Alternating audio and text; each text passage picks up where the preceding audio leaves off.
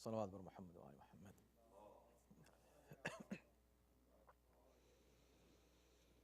آج جمادی الاول کی 5 تاریخ ہے 1432 اور اپریل کی 9 ہے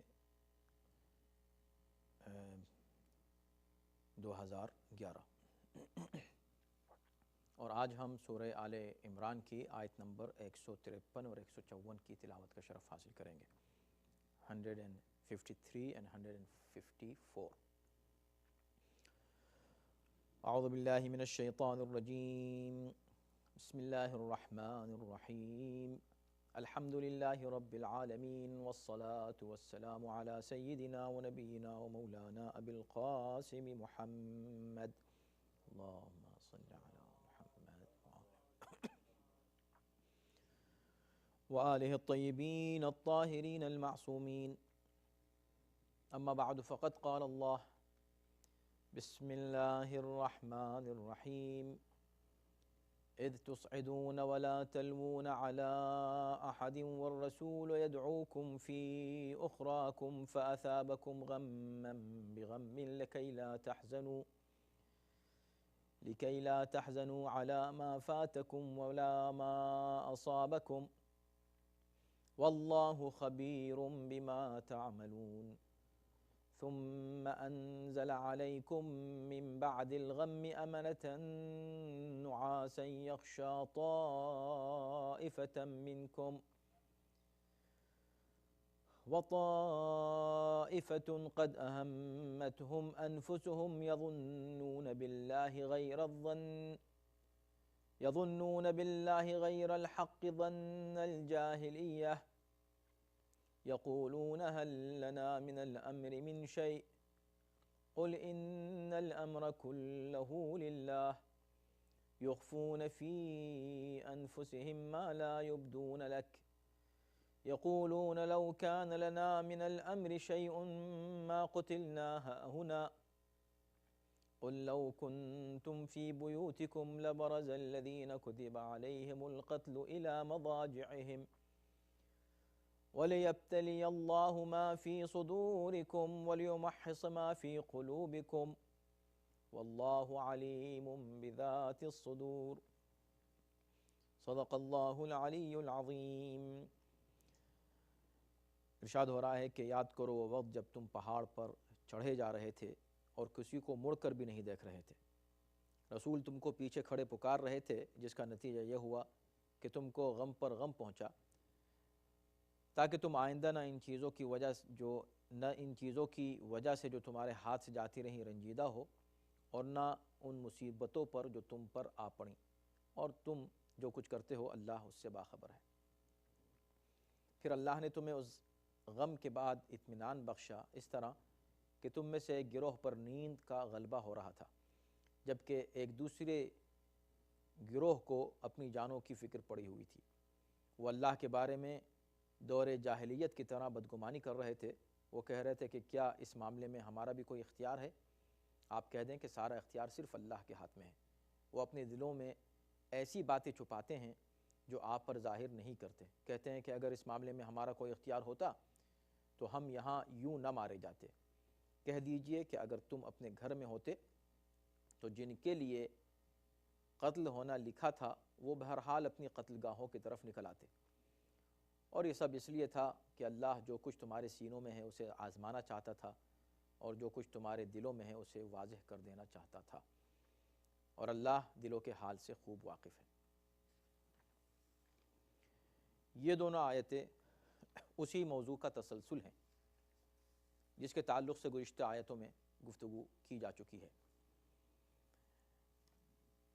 جنگ احد ہی کے واقعے کی طرف مسلسل اشارہ ہو رہا ہے، بلکہ تفصیلات بیان کی جا رہی ہیں۔ اس آیت میں، آیت نمبر 153 میں، وہ نقشہ کھینچا جا رہا ہے کہ جب مسلمانوں کو فتح کے بعد شکست ہوئی تو وہ کس طرح میدان چھوڑ کر بھاگ رہے تھے۔ تو فرار کا نقشہ اس طرح کھینچا کہ اذ تصعدون ولا تلوون، تصعدون باب افعال سے لایا گیا ہے اسعاد۔ اسعاد ظاہراً اس کا مطلب ہوتا ہے چڑھانا،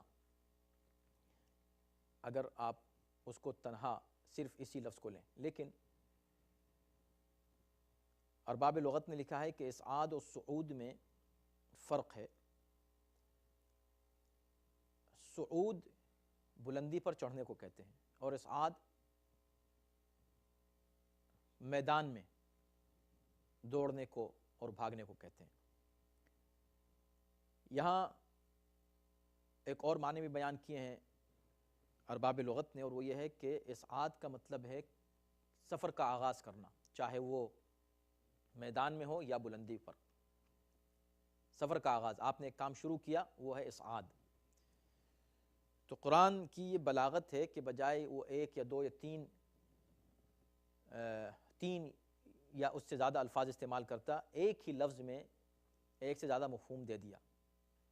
اذ تصعدون، جب کہ تم بھاگے جا رہے تھے، اب چاہے وہ بلندی کی طرف بھاگ رہے تھے یا میدان کی طرف بھاگ رہے تھے، یعنی احد کی وادی تھی یا احد کا پہاڑ تھا، ہر طرف لوگ بھاگ رہے تھے، وہ سب اپنی جان بچا رہے تھے، اور ان کی کیفیت یہ تھی جب وہ جا رہے تھے کہ لا تلوون علی احد، وہ پیچھے مڑ کے بھی نہیں دیکھ رہے تھے۔ عام طور پہ بھاگنے والا پیچھے مڑ کے یہ تو دیکھتا ہے کہ کوئی میرے پیچھے تو نہیں چلا آ رہا ہے۔ ان کے فرار کا عالم یہ تھا کہ یہ پیچھے مڑ کے بھی نہیں دیکھ رہے تھے کہ کیا ہو رہا ہے، اس طرح بھاگ رہے تھے۔ عجیب، یعنی کہ قرآن نے اس کیفیت کو بیان کیا، وَلَا تَلْوُونَ عَلَىٰ أَحَدٍ، کسی طرف تم مڑ کے بھی نہیں دیکھ رہے تھے۔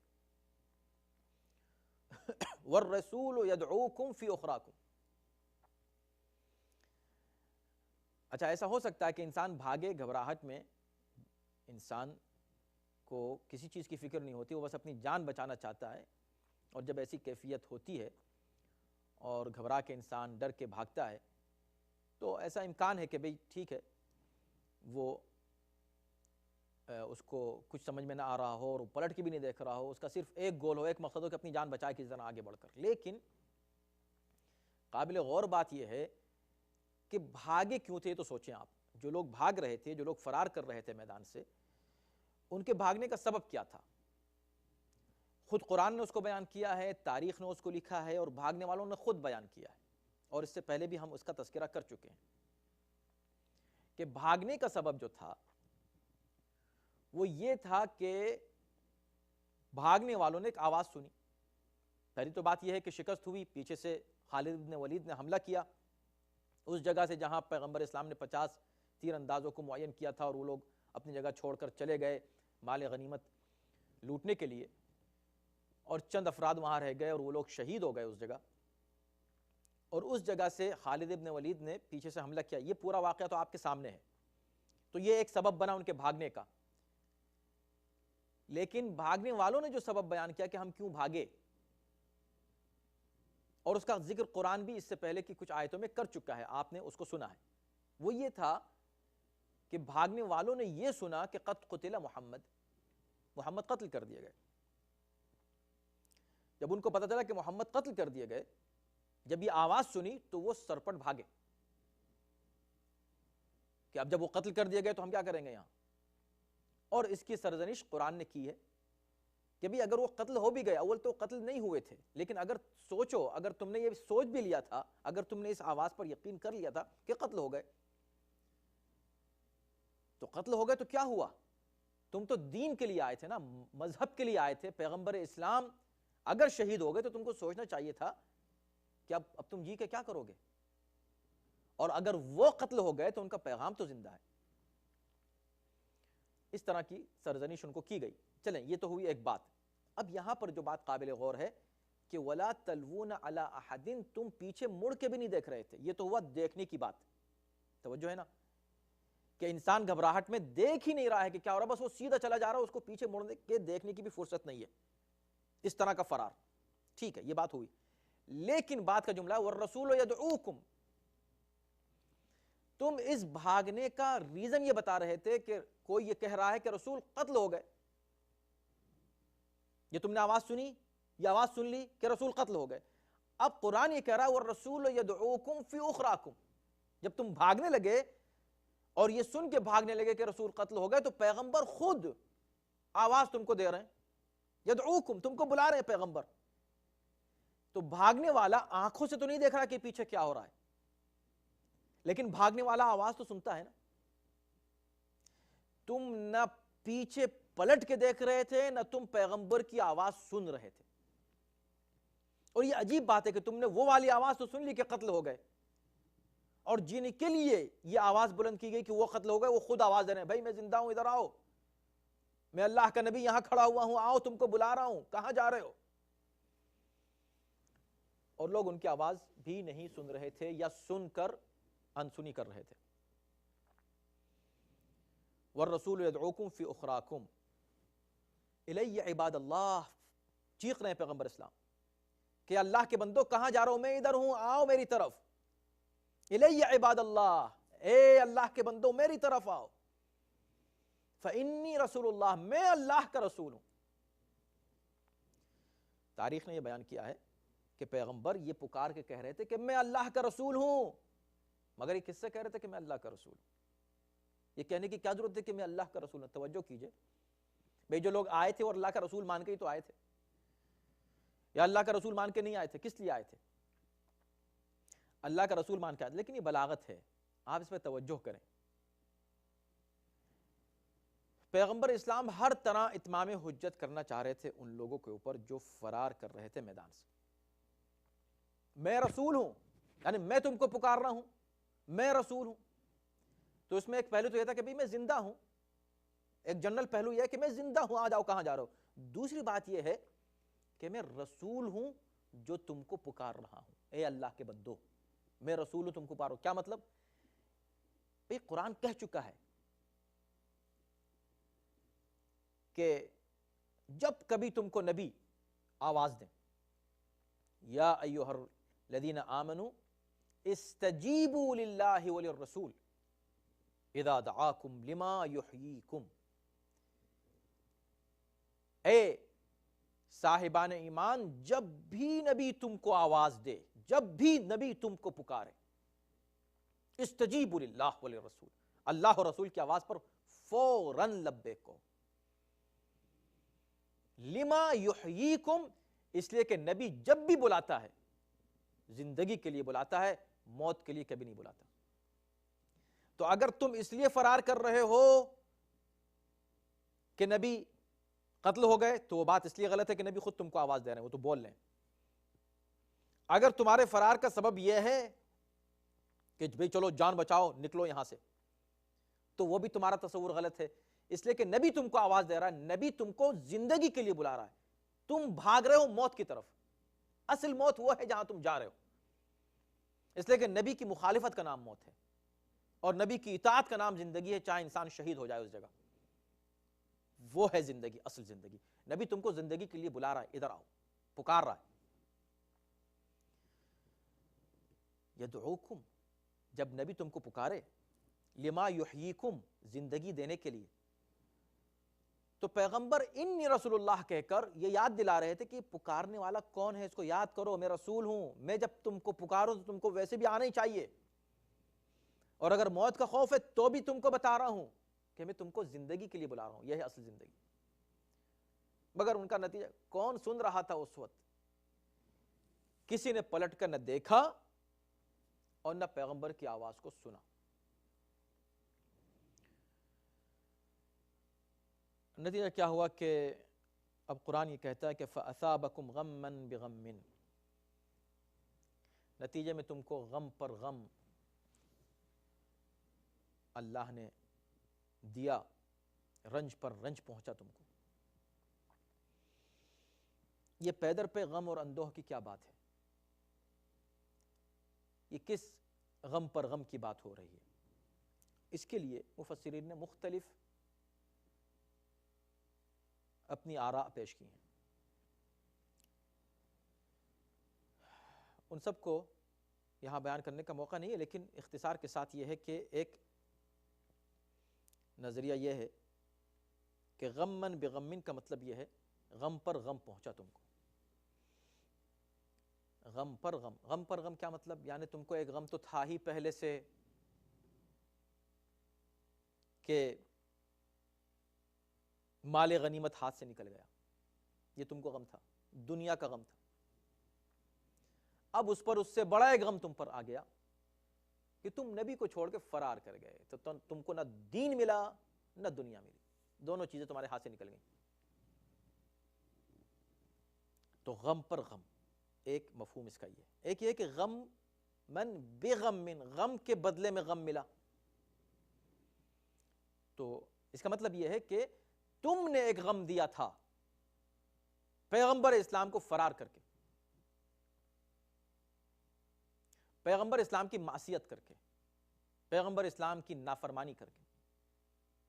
پیغمبر کو غم پہنچانا، ان کا دل دکھا کہ انہوں نے تم کو حکم دیا کہ تم ایسا کرنا اور تم نے ویسا نہیں کیا، تم جمے رہنا، تم جمے نہیں رہے، تم کو پکارتے رہے، تم نے سنی نہیں. تو نبی کو تم نے غم پہنچایا. فَأَثَابَكُمْ غَمًّا، تو اللہ نے بھی تم کو یہ غم پہنچایا کہ اب تمہارے لیے قیامت تک کے لیے تمہارے واسطے یہ ایک باہر کیف، ایک دھبا تو ہے تمہارے دامن پر فرار کا، علاوہ ان لوگوں کے کہ جن کو واقعاً خدا نے معاف کر دیا. اور اس کا ذکر ہم کر چکے ہیں کہ کس کو معاف کیا، اور اس کے بعد بھی ایک آیت آ رہی، اس پر مزید تفصیل سے ہم گفتگو کریں گے کہ اللہ نے کس کو معاف کیا. لیکن سمپل سی بات یہ ہے کہ اللہ ہمیشہ، اصول ہے، سنت الہی ہے کہ اللہ اس کو معاف کرتا ہے کہ جو دوبارہ وہ کام نہ کرے. ورنہ اللہ معاف کر دیتا ہے، جیسے بنی اسرائیل کو بار بار جو ہے اللہ معاف کرتا رہا، پھر وہ لوگ وہی کام کرتے رہے، تو وہ لوگ قابل تعریف نہیں ہیں. آپ کبھی بھی بنی اسرائیل کے ان افراد کی تعریف نہیں کریں گے کہ جن کے لیے اللہ نے ایک بار ان کو معاف کر دیا، انہوں نے پھر وہی کام کیا، پھر معاف کیا، انہوں نے پھر وہی کام کیا. تو کیا آپ ان کی تعریف کریں گے کہ ماشاءاللہ بڑے اچھے لوگ تھے؟ ہاں، جن سے غلطی ہو گئی، ان بھاگنے والوں میں بے شک ایسے بھی لوگ ہو سکتے ہیں کہ جن سے غلطی ہوئی، ان کو اندازہ نہیں ہوا کہ اس کا نتیجہ یہ ہو سکتا ہے، اور اس غلطی، اس کوتاہی کی بنا پر، یا ایمان میں وہ پختگی نہیں تھی لیکن ایمان تھا، اس کی بنا پر ان کے پیر اکھڑ گئے.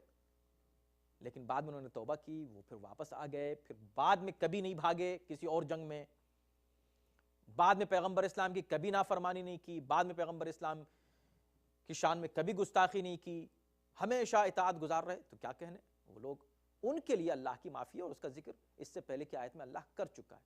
واللہ ذو فضل علی المؤمنین، اللہ کا فضل و کرم جو ہے، عفو و بخشش مؤمنین کے لیے ہے، اس کا ذکر ہو چکا ہے. تو غمن بغمن کا یہ دو تین مفاہیم میں نے آپ کے سامنے پیش کیے. مزید لوگوں نے اس کی تشریح کی ہے، لیکن ہم اس تفصیل میں نہیں جانا چاہتے، اس لیے کہ اتنا ضروری نہیں ہے. جو ضروری پوائنٹس تھے یہی تھے. لِكَيْ لَا تَحْزَنُوا عَلَى مَا فَاتَكُمْ، تاکہ تمہیں غم نہ ہو، عَلَى مَا فَاتَكُمْ وَلَا مَا أَصَابَكُمْ، تم سے جو چھوٹ گیا ہے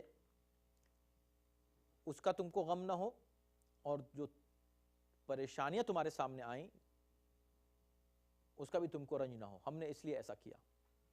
اب یہ لِكَيْ لَا، اس لیے ہم نے ایسا کیا. کیا ایسا کیا ہے؟ کیا کیا؟ غم دیا، اس لیے غم دیا تم کو، اس لیے ہم نے تم کو اور رنج پر رنج پہنچایا کہ تاکہ تم کو کوئی رنج نہ ہو. یا کیا ہے لِكَيْ لَا کا تعلق کس جملے سے ہے؟ تو اس میں بھی مفسرین کے مختلف نظریات ہیں، لیکن اگر آپ دیکھیں تو دونوں، کم سے کم دو نظریات ایسے ہیں کہ دونوں کو قبول کیا جا سکتا ہے.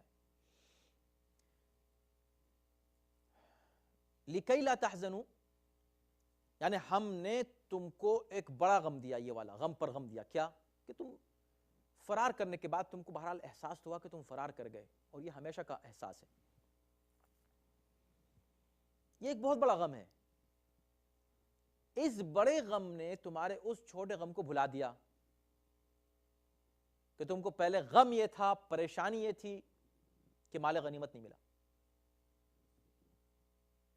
وہ غم کچھ نہیں ہے اس غم کے سامنے کہ تم نے نبی کی نافرمانی کی. تو ایک تو یہ ہے. دوسرے یہ بھی کہا گیا ہے کہ لِكَيْ لَا کا یہ جملہ تاکہ، یہ تاکہ والا جملہ مربوط ہے اس سے پہلے کی آیت سے جس میں اللہ نے کہا وَلَقَدْ عَفَا عَنْكُمْ، اللہ نے تمہیں معاف کر دیا، تاکہ تمہیں وہ غم نہ رہ جائے جس چیز کا غم تم کو تھا کسی شے کے چھوٹ جانے کا، اس کا غم تمہارا ختم ہو جائے، اور جو کچھ تمہارے سامنے پریشانیاں آئیں وہ پریشانی بھی تم بھول جاؤ، اس لیے اللہ نے تم کو معاف کر دیا۔ تو یہ بھی درست ہے، اس جملے کو ہم دونوں سے مربوط کر سکتے ہیں، دونوں کا مفہوم صحیح آ رہا ہے۔ تو اللہ نے انہیں معاف کیا، یا اللہ نے ان کو ظاہری طور پر اس وقت وہاں سزا دی ان لوگوں کو، تاکہ لِكَيْ لَا تَحْزَنُوا، تاکہ تمہیں وہ غم نہ رہ جائے اور وہ پریشانی جو تم کو آئی تھی وہ ختم ہو جائے۔ واللہ خبیر بما تعملون، اللہ جو کچھ تم کرتے ہو اس سے خبردار ہے، خوب واقف ہے، تمہارے دلوں کے حالات کو جانتا ہے، جو تم کرتے ہو اس سے پوشیدہ نہیں ہے اللہ سے۔ اب اس کے بعد دوسری آیت ہے ثم انزل علیکم من بعد الغم امنۃ نعاسا، اس کے بعد یہ سب کچھ ہو گیا، احد کی جنگ ہو چکی، لوگ جنگ احد سے واپس اپنے گھروں کو آ گئے، مدینے میں آ گئے، اور آپ کو معلوم ہے کہ مدینے کے باہر یہ جنگ لڑی جا رہی تھی، ایک مقام ہے، ایک پہاڑ احد، اس کی وادی میں، اس کے میدان میں یہ جنگ لڑی جا رہی تھی۔ جب یہ لوگ واپس مدینے پہنچے تو وہ مشرکین جن کو فتح کا گھمنڈ تھا وہ لوگ بھی واپس مکے کی طرف جانے لگے۔ ادھر ان لوگوں نے سوچا، مکے والوں نے، کہ جب ہم جیت ہی گئے تو ہم کیوں نہ جا کے حملہ کر دیں ان کے اوپر۔ ادھر سے انہوں نے ارادہ کیا حملہ کرنے کا، ادھر یہ لوگ زخمی حالت میں، یعنی آپ سوچیں کہ جس لشکر کے 70 افراد مارے گئے ہوں، یعنی معاملہ برعکس ہو گیا نا، بدر میں 70 مشرک مارے گئے تھے، مسلمان صرف 14 مارے گئے تھے، یہاں الٹا ہو گیا، یہاں مشرکین بہت کم مارے گئے اور مسلمان 70 مارے گئے، جن میں بڑی بڑی شخصیتیں، جناب حمزہ جیسی شخصیت بھی اسی میں شہید ہوئی، اور اس کے علاوہ جو لوگ بچ گئے وہ زخمی تھے، یعنی مولا کائنات ہی کے لیے آپ دیکھیں کہ جو لکھا ہوا ہے کہ پورا جسم اطہر زخموں سے چور تھا، زخم ہی زخم تھے پورے جسم پر۔ کچھ مورخین نے 60، کسی نے 70، کسی نے زیادہ، کسی نے کم زخم لکھے ہیں جو حضرت علی کو صرف آئے تھے جسم پر، اس لیے کہ وہی واحد پیغمبر کے دفاع کرنے والے تھے جو بچے رہے اور نہیں گئے کہیں بھی، وہیں رہے کھڑے ہوئے، زخم کھاتے رہے اور مشرکین کو قتل کرتے رہے، اور انہی کی وجہ سے بعد میں وہ جو شکست تھی وہ مسلمانوں کی فتح میں تبدیل ہوئی۔ تو باہر کے جب مشرکین نے یہ ارادہ کہ ہم دوبارہ جائیں گے اور جا کے ان کو ماریں گے، تو تھکے ہارے پریشان حال مسلمان زخموں سے چور اور کئی دن کے جاگے ہوئے، اب ایک خوف طاری ہوا اور سوچا کہ کیا کریں، کیسے ہوگا یہ، اس لیے کہ تھکے میں بے پناہ۔ تو اب اللہ اپنی ایک نعمت کا تذکرہ کر رہا ہے کہ اللہ کس طرح مدد کرتا ہے، مدد کے کیا کیا طریقے ہوتے ہیں، اس ایک طریقے کا تذکرہ یہاں ہو رہا ہے کہ اب ایسی کیفیت میں جبکہ مشرک تو تازہ دم تھے، پھر یہ کہ ان کے حوصلے بلند تھے، پھر ان کے یہاں اتنے زخمی لوگ نہیں تھے اور آرام و سکون کے ساتھ تھے، تم پریشان تھے، تو اللہ نے تم پر نیند غالب کر دی، یعنی سو گئے تم، اطمینان تم کو دیا، تم کو سکون بخشا۔ کس طرح کا سکون؟ وہ تھکن جو تھی تمہاری، ذہنی تھکن، جسمانی تھکن، نیند کی غنودگی سے وہ تھکن تمہاری اللہ نے دور کر دی۔ ثم انزل علیکم، تم پر اللہ نے من بعد الغم، غم کے بعد امنتن، سکون اور اطمینان اور تسلی اللہ نے نازل کی تمہارے لیے۔ اس کا مطلب یہ ہوا کہ جنرل حالات میں بھی اللہ کی کچھ ایسی نعمتیں ہیں جس کا انسان احساس نہیں کرتا۔ نیند ایک بہت بڑی اللہ کی نعمت ہے۔ بہت سے لوگوں کو نیند نہیں آتی، سکون ہی نہیں ملتا زندگی میں۔ نیند ایک بہت بڑی اللہ کی نعمت ہے جس کے ذریعے سے انسان کو ذہنی اور جسمانی سکون حاصل ہوتا ہے۔ یہ سکون اللہ نے ان کو دیا۔ اب آپ دیکھیں قرآن کا انداز اور اسلوب کتنا واضح ہے، اس میں کوئی کنفیوژن نہیں ہے اور نہیں رہنا چاہیے۔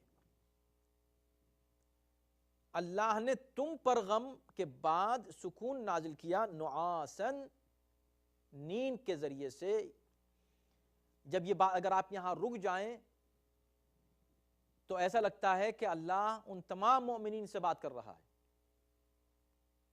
جس طرح کہ اس سے پہلے کی آیت میں لوگ بحث کرتے ہیں ثم عفا عنکم، پھر اللہ نے تم کو معاف کر دیا۔ معاف کس کو کیا؟ بعد میں کہہ دیا کہ صرف مومنین کو۔ تو کیا مومنین کے علاوہ بھی کچھ لوگ تھے وہاں؟ جی ہاں، اب سنیے، یغشا طائفۃ منکم، یہ جو نیند تھی یغشا طائفۃ منکم، یہ صرف ایک گروہ کے لیے تھی، تم میں سے جو ایک گروہ ہے، یہ نیند کی نعمت ہم نے ان کو عطا کی تھی۔ صرف ان کو سکون کی نیند آئی، اس سے وہ تازہ دم ہوئے، اس سے وہ اٹھے اور انہوں نے کہا کہ ہم اسی زخمی حالت میں پھر جاتے ہیں مقابلہ کرنے کے لیے کافروں سے۔ کافروں نے جب اتنی یہ ہمت دیکھی، یہ شجاعت دیکھی، یہ جرأت دیکھی، ان کی ہمتیں پست ہوئیں، وہ واپس چلے گئے بغیر جنگ کے۔ پھر دوبارہ گویا کہ مسلمانوں کو ایک طرح سے فتح حاصل ہوئی۔ کس بات سے؟ صرف مسلمانوں کی دوبارہ ہمت سے، مگر کس کی؟ مومنین کی۔ طائفتن منکم، ایک گروہ، تم میں سے ایک گروہ۔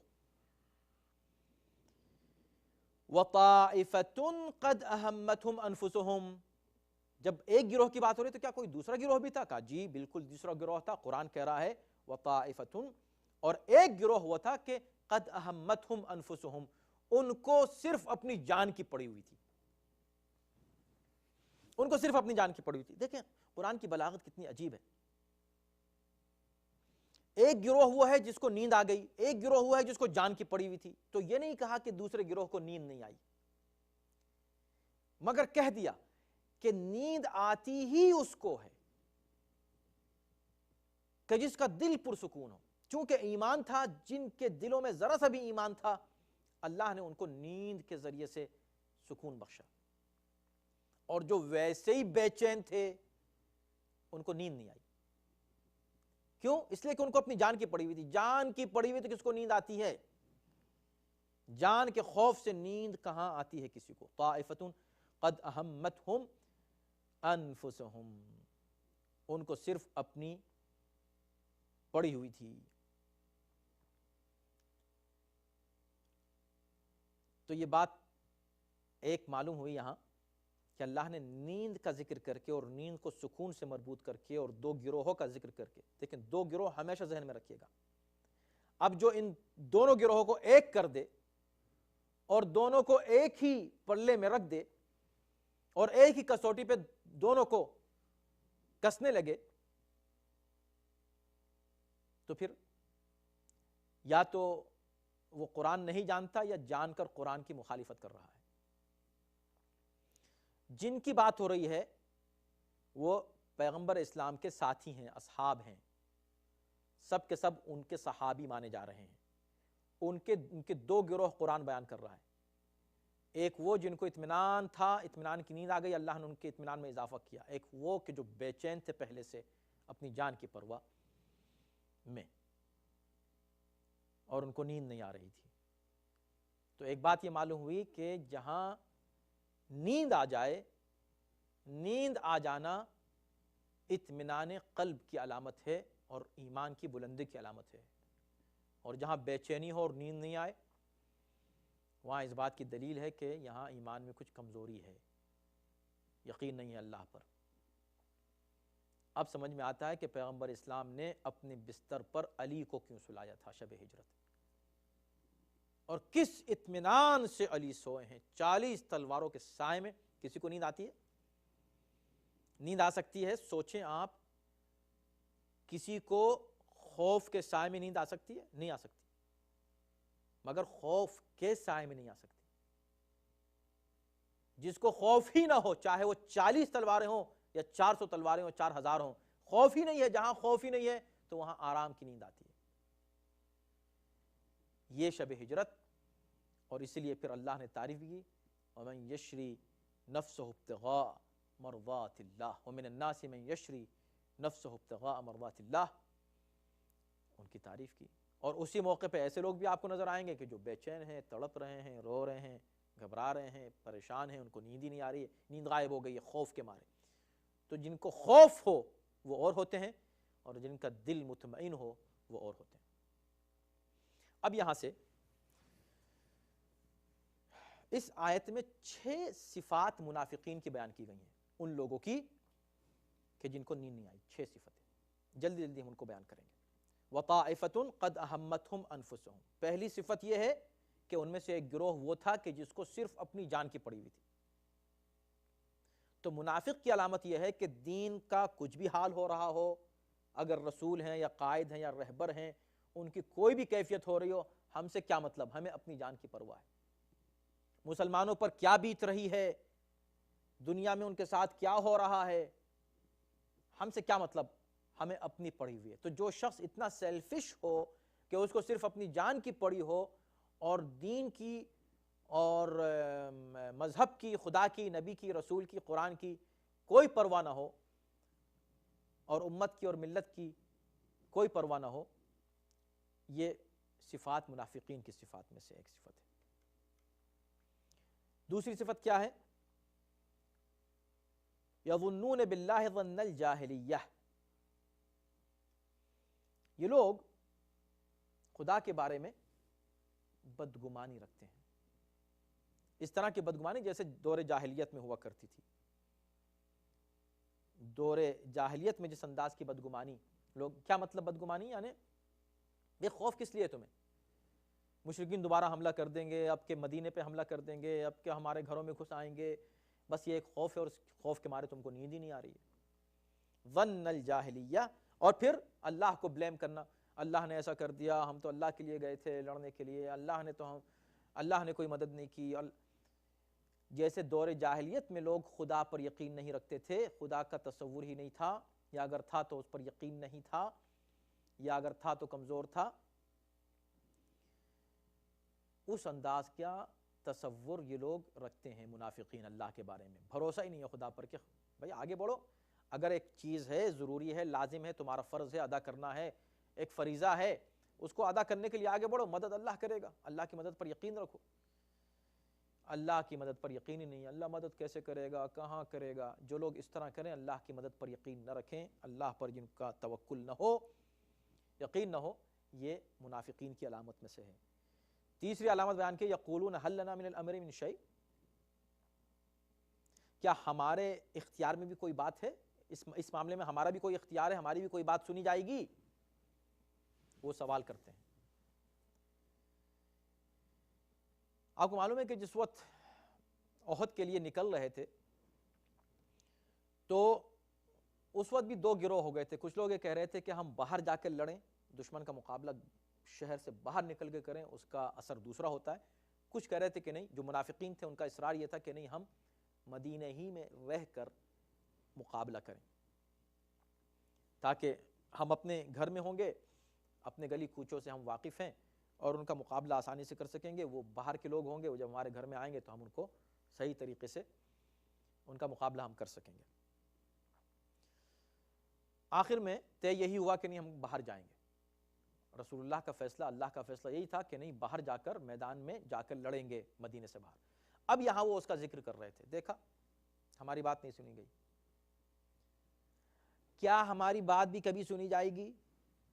دیکھیں، منافق کی ایک علامت قرآن نے یہ بیان کی ہے، اس کو تمام مسلمان سنیں، غور کریں، 10 بار اس کو پڑھیں، کہ منافق وہ ہوتا ہے جو اللہ کے فیصلے کے اور رسول کے فیصلے کے مقابلے میں اپنے فیصلے سامنے لانا چاہتا ہے، میری بات بھی سنی جائے، میرا ووٹ بھی کاؤنٹ کیا جائے. ووٹ کیا؟ تمہاری بات کیا چیز ہے؟ اس لیے فوراً جواب کیا ملا؟ قل ان الامر کلہ للہ. یاد رکھنا کہ سارا اختیار فیصلے کا صرف اللہ کے ہاتھ میں، اللہ ہی فیصلہ کرے گا. اور اس کو دوسری آیت میں دوسری جگہ اللہ نے اس طرح بیان کیا کہ ما کان لمؤمن ولا مؤمنۃ اذا قضى الله ورسوله امرا ان يكون لهم الخيرة من امرهم ومن يعص الله ورسوله فقد ضل ضلالا مبینا. یاد رکھنا کہ نہ کسی مومن نہ کسی مومنہ کو یہ اختیار حاصل ہے کہ جب اللہ اور رسول کوئی فیصلہ کر دیں تو پھر ان کی کوئی بات سنی جائے یا وہ اپنا کوئی اختیار ظاہر کریں. ان کا اختیار ختم ہو جاتا ہے جب اللہ اور رسول کا فیصلہ آ جائے، اور جو اللہ اور رسول کی مخالفت کرے وہ اصل میں کھلی ہوئی گمراہی میں ہے. اس کا مطلب ہے کہ جب اللہ اور رسول کوئی فیصلہ کر دیں اس فیصلے کے مقابلے میں تم اپنی بات مت لاؤ، اور اگر لاؤ گے تو یہ منافقین کی علامتوں میں سے ہے اور ان لوگوں کی علامتوں میں سے جو گمراہ ہیں، ضل ضلالا مبینا، اللہ کی نافرمانی کرنے والے ہیں. جب چھوٹے موٹے معاملات میں کہ جنگ یہاں ہوگی کہ وہاں ہوگی تو وقتی مسئلہ تھا نا، جنگ ہے ایک وقتی معاملہ ہے. اس معاملے میں پیغمبر کسی کی بات نہیں سن رہے ہیں اور کہا جا رہا ہے کہ نہیں، کوئی کسی کی رائے نہیں لی جائے گی. اللہ کا حکم ہے قل للہ الامر، کہتے قل ان الامر کلہ للہ. یاد رکھو کہ سارا کا سارا فیصلہ صرف اللہ کے ہاتھ میں، اس میں صرف اللہ کے ہاتھ میں فیصلہ ہے.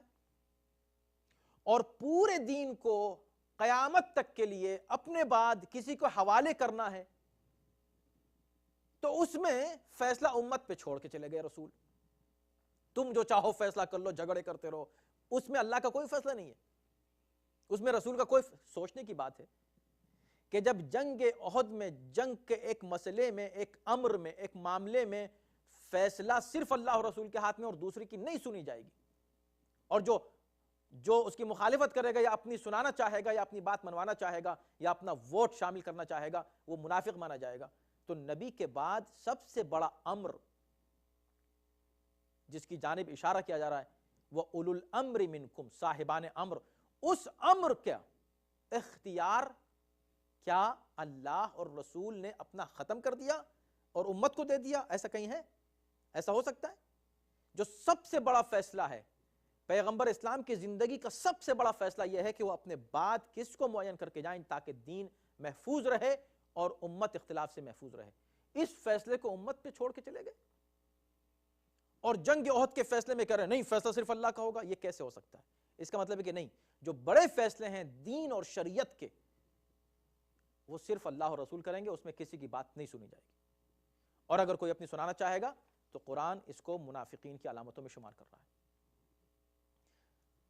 پانچویں علامت یہ کہ یخفون فی انفسہم ما لا یبدون لک، اپنے دلوں میں شکوک و شبہات چھپائے رہتے ہیں، تم سے ظاہر نہیں کرتے. اندر اندر دل میں ان کے جو ہے نا وہ پکتا رہتا ہے لاوا، شکوک و شبہات کا، کفر کا، نفاق کا، لیکن ان کی ہمت نہیں ہے کہ وہ ظاہر کریں، ظاہر کر دیں. چھٹی علامت یہ ہے کہ یقولون لو کان لنا من الامر شیء ما قتلنا ہاہنا. وہ اعتراض کرتے ہیں، اللہ اور رسول کے فیصلوں پہ اعتراض کرتے ہیں، اگر ایسا ہو جاتا تو ایسا ہوتا، اگر ہماری بات مان لی جاتی تو ایسا ہوتا، اگر ہماری بات مان لی جاتی تو ایسا ہوتا. تو وہ یہ کہہ رہے تھے کہ اگر ہماری بات مان لی جاتی کہ ہم مدینے میں رہ کر ہی جنگ کریں، دشمن کو یہاں آنے دیں، ہم باہر نہ نکلیں، اگر ہماری یہ بات مان لی جاتی تو ہم یہاں قتل نہ کیے جاتے. یہ انہوں نے تانا دیا کہ ہم جو قتل کیے گئے اس لیے کیے گئے کہ رسول اللہ کا یہ فیصلہ تھا کہ باہر نکلو، اگر ہم یہیں رہتے تو قتل نہ کیا جاتے. تو اس کا جواب قرآن نے دے دیا، قل لو کنتم فی بیوتکم لبرز الذین کتب علیہم القتل الی مضاجعہم. تم نے کہا نا یہیں پر رہو، اگر تم سب کے سب گھر میں رہتے، سب گھر میں رہتے تو جن کے لیے قتل ہونا لکھ دیا گیا تھا لوح محفوظ میں وہ سب کے سب خود بخود وہاں پہنچ جاتے، کسی طرح بھی پہنچتے، اس لیے کہ ان کی قسمت میں لکھا ہوا تھا قتل ہونا. تو جب اللہ لکھ دیتا ہے، جو چیز لکھ دیتا ہے وہ چیز ہو کے رہتی ہے، تم جو بھی پلاننگ کرتے رہو. وَلِيَبْتَلِيَ اللَّهُ مَا فِي صُدُورِكُمْ. اصل میں یہ سب کچھ جو ہوا اس کا ایک مقصد یہ تھا کہ اللہ تمہارے دلوں میں جو کچھ ہے اس کا امتحان لینا چاہ رہا تھا. جاننا چاہ رہا تھا کہ یہ کون ان میں مومن ہے، کون ان میں منافق ہیں، الگ الگ ہو جائیں۔ یہ سب جو حالات ہوئے احد کے، ان کا ایک مقصد قرآن کیا بیان کر رہا ہے؟ امتحان لینا دونوں طرح کے گروہوں کا، اور دو گروہ تو بیان کر دیا قرآن نے آلریڈی، ان کا امتحان لیا جائے تاکہ یہ الگ ہو جائیں، لوگ پہچان لیے جائیں کہ بھئی دیکھو مومن یہ ہے، منافق یہ ہے، یہ مومنین کی صفات ہیں، یہ منافقین کی صفات ہیں، اور اس آئینے میں تم دیکھ لو، ہمیشہ کے لیے یہ آئینہ باقی رہے گا۔ وَلِيُمَحِّصَ مَا فِي قُلُوبِكُمْ، اور جو کچھ بھی تمہارے دلوں میں ہو اس کو صاف کر دے، کلیئر کر دے، کلین کر دے۔ اب اس میں کچھ لوگوں نے کہا کہ ما فی قلوبکم سے مراد یعنی مؤمنین سے خطاب ہے، کچھ لوگوں نے کہا منافقین سے خطاب ہے۔ اگر مؤمنین سے خطاب ہے تو اس کا مطلب یہ ہے کہ تمہارے دلوں کو نفاق سے پاک اور صاف کر دے، شکوک ہٹا دے، کلین ہو جائے، تمہارا دل پاک صاف ہو جائے۔ اور اگر منافق سے مراد ہیں تو اس کا مطلب یہ کہ تمہارے دلوں کو اللہ چاہ رہا تھا کہ الگ کر دے ان لوگوں سے، تم کو ان لوگوں سے الگ کر دے جو مؤمنین ہیں، تاکہ تم بھی پہچانے جاؤ، جو تمہارے دل میں ہے اس کو اللہ ظاہر کر دے۔ تم ظاہر نہیں کرتے نا اپنے دل کے نفاق کو، اس کو اللہ ظاہر کرنا چاہتا تھا جنگ احد کے ذریعے۔ تو دونوں باتیں صحیح ہیں۔ واللہ علیم بذات الصدور، اللہ دلوں کے حالات سے واقف ہے اور باخبر ہے۔ دلوں کے حالات کوئی اللہ سے چھپا نہیں سکتا۔